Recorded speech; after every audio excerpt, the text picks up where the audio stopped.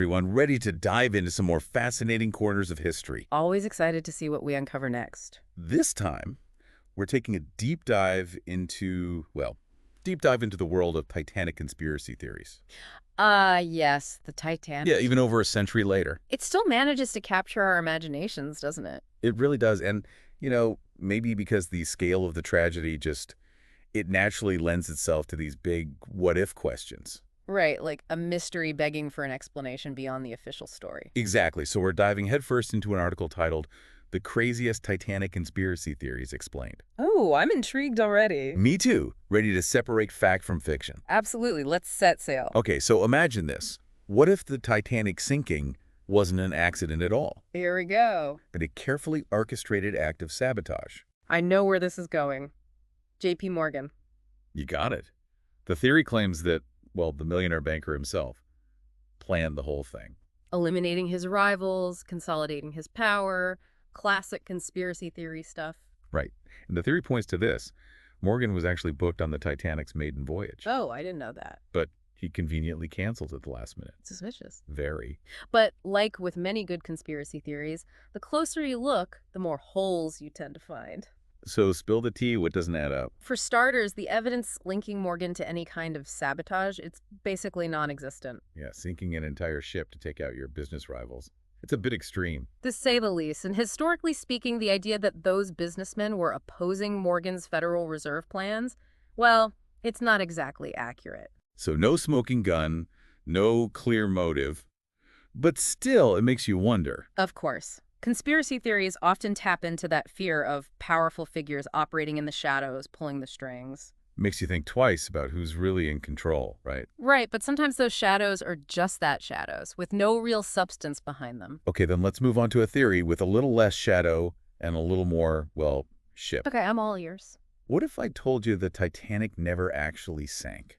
Now that's a bold claim. It gets wilder. The theory claims it was swapped with its sister ship, the Olympic. A switcheroo. A massive ocean liner switcheroo. Now, why would anyone go through all that trouble? Insurance fraud, of course. Ah, I see. So the theory is they sank the less valuable ship, the Olympic, to cash in. Exactly. The Olympic had been damaged in a previous accident, needed repairs. So they figured, why not get a big payout and get rid of the damaged goods at the same time? Precisely.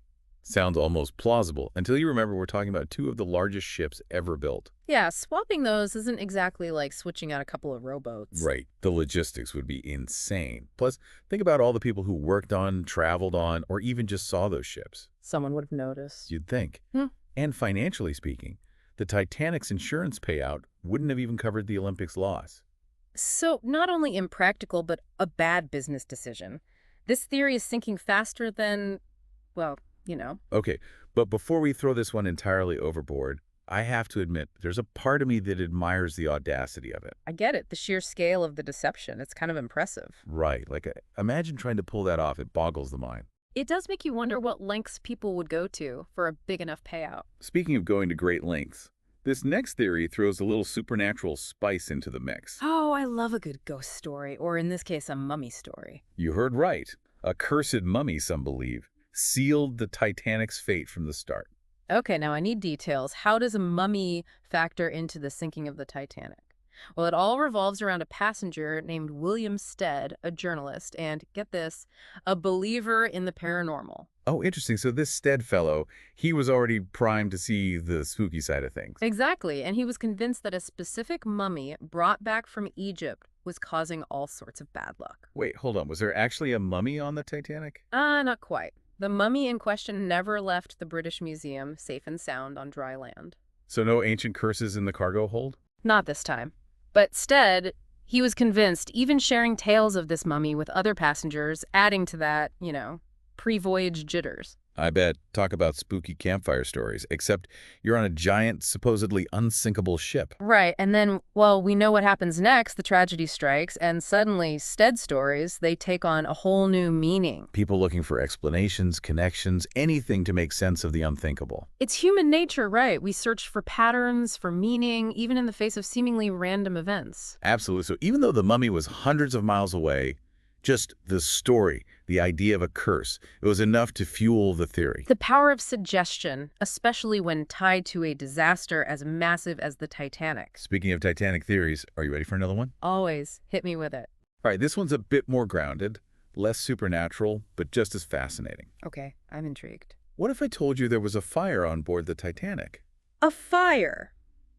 Like a small galley fire, or are we talking something bigger? This wasn't your average kitchen mishap. We're talking a coal bunker fire.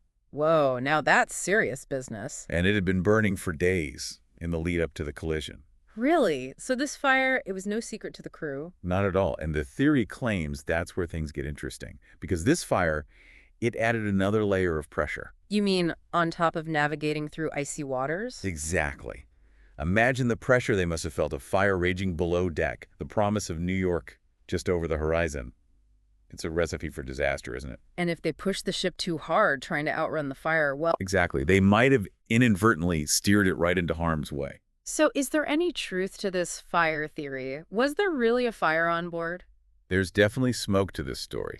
Historical records and even eyewitness accounts, they back up the existence of a coal bunker fire. Wow, so it's not just some wild speculation. Nope, the fire itself, it's pretty much a historical fact. But the big question is, how much did it really contribute to the sinking? Right, was it the deciding factor or just a contributing factor among many?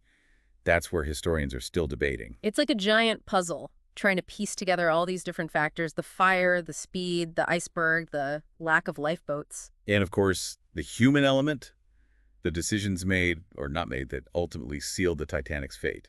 Exactly. It's a good reminder that sometimes even the grandest tragedies are the result of a complex interplay of events. A chain reaction with no single easy answer. Precisely. It's rarely as simple as one villain or one fatal flaw.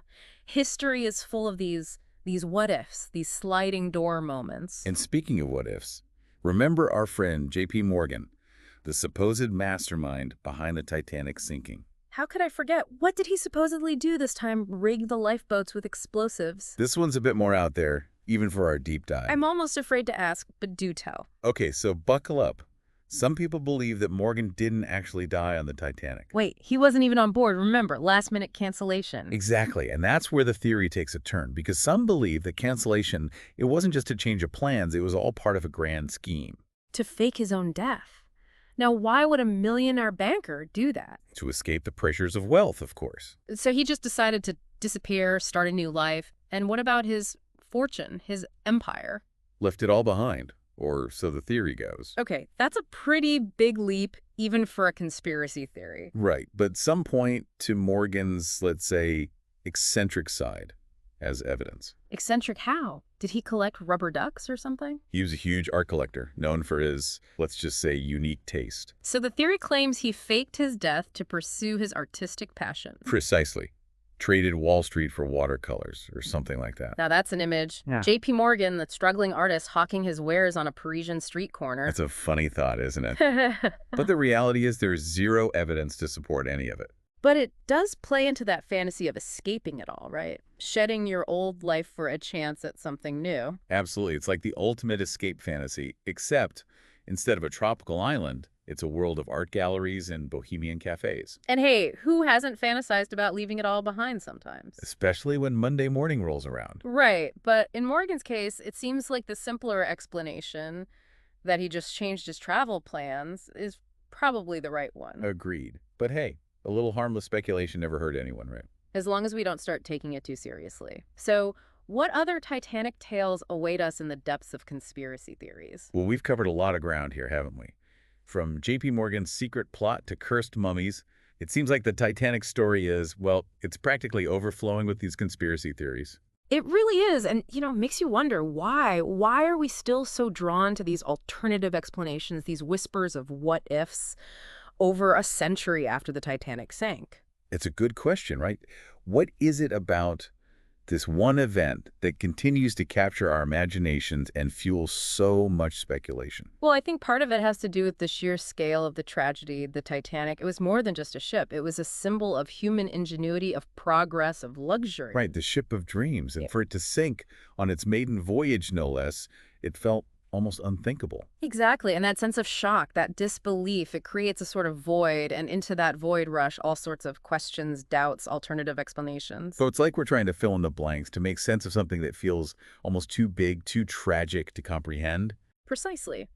And conspiracy theories, with their clear cut narratives, their villains, and their hidden agendas, they offer a kind of order, a way to impose meaning on a seemingly chaotic event. So instead of accepting that sometimes accidents happen, that sometimes bad things happen to good people for no reason at all, it's easier to believe in a grand conspiracy, in someone or something being in control. Absolutely. It's that age old need for order, for understanding, even if it's a false sense of understanding. And I imagine the human element plays a role too, right? Those 1,500 lives lost, the stories of the passengers and crew, it all adds another layer of emotional weight to the Oh, tragedy. of course. And in the face of such loss, it's only natural to search for answers, to look for someone or something to blame. It's that human need to make sense of tragedy, even if it means clinging to theories that might seem, well, a bit out there. Exactly. And those theories, even if they aren't true, they can offer a form of comfort, a way to process grief, or even just a distraction from the sheer magnitude of the loss.